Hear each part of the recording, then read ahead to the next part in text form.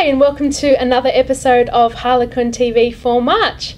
This month, as you can probably tell by the lovely lady sitting next to me, we have a fantastic surprise for you. Kristin Higgins is down under and in studio filming for Harlequin TV.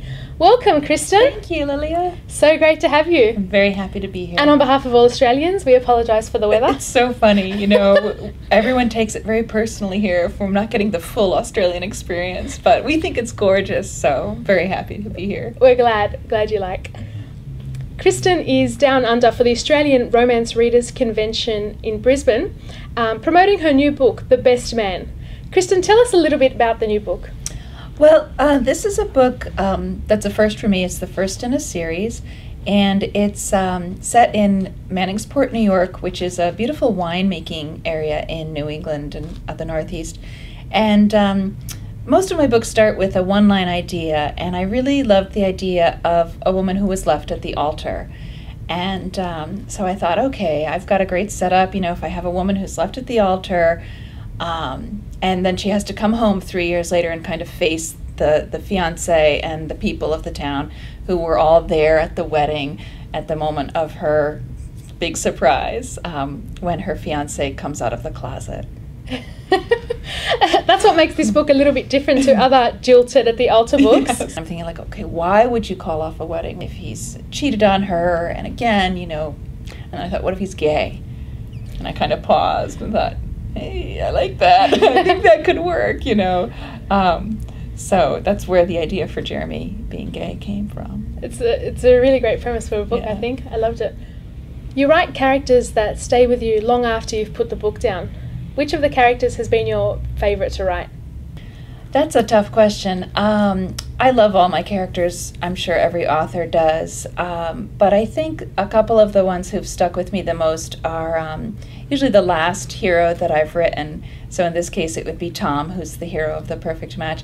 But overall, I would say Malone from Catch of the Day is a cult favorite and one of my favorites.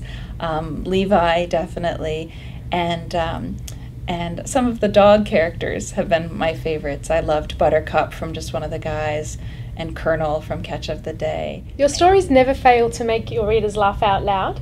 Is it a testament to you always being jovial when you're in a writing mood, or how do you get around being in a bad mood and writing a very funny scene?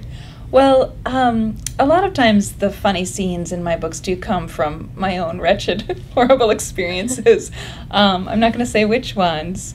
I maybe have been stuck in a window once or twice. I kind of have a little Lucille Ball in me. But I tend to write a scene and I'll think this will be funny when I'm done with it.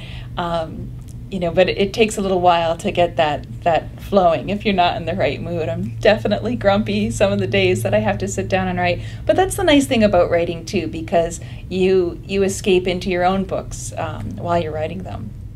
The Holland family is great at getting into each other's business. Will we be seeing more of them later on? Yes, I loved the Holland family a lot, and they are based on a winemaking family out in the Finger Lakes area. Honor will be the star of the next book, the heroine. She's the uptight older sister, and she's not really too much a part of this book, but you get a sense of her personality and her issues. And The Perfect Match will be out in November. The Best Man is available now, online and in bookshops, and you can hop on to our Twitter and Facebook pages once you've had a read to let us know what you think. Thank you for joining us, Kristin. Thank you, it's my pleasure. And we hope you enjoy Australia. Very much. Till next month, happy reading!